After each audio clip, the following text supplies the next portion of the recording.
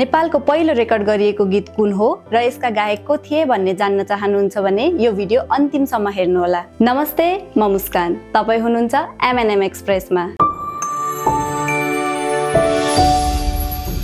आज हामी कुरा गर्दैछौँ नेपालको पहिलो रेकर्ड गरेको गीतको बारेमा, जुन हाम्रो संगीत इतिहासको एकदमै महत्त्वपूर्ण पाटो हो। नेपालको पहिलो रेकर्ड गरिएको गीत राजामती हो। यो गीत सन् 1908 मा भारतको कलकत्तामा रेकर्ड गरिएको थियो र यस गीतका गायक थिए सेतुराम श्रेष्ठ भने संगीत अनि लेखन पनि उनी आफैले नै गरेका थिए। त्यो समय नेपालमा रेकर्डिङ टेक्नोलोजी थिएन, त्यसैले उहाँले भारत गएर ग्रामोफोनमा रेकर्ड गर्नुभएको थियो। यसरी नै नेपालको पहिलो गीत रेकर्ड गर्ने व्यक्ति बन्न पुगे सेतुराम श्रेष्ठ। यो गीत रेकर्ड भएको 115 वर्ष भन्दा पनि बढी भइसकेको छ। राजामती एउटा साँचो प्रेम कथामा आधारित नेवारी समुदायको लोकगीत हो।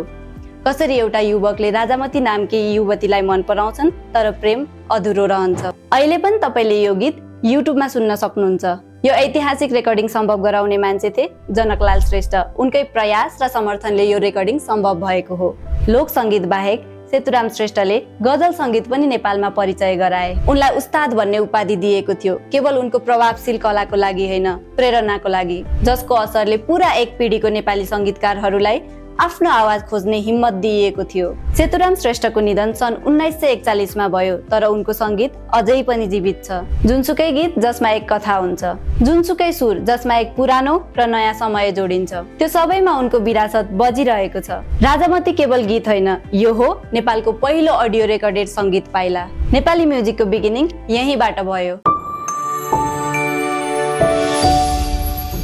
तपाईहरुलाई मुभी, म्युजिक अनि अरु के विषयमा जानकारी लिन मन छ कमेन्टमा लेख्न नबिर्सिनुहोला। Thanks for watching. Please do like, share, subscribe and don't forget to press bell icon.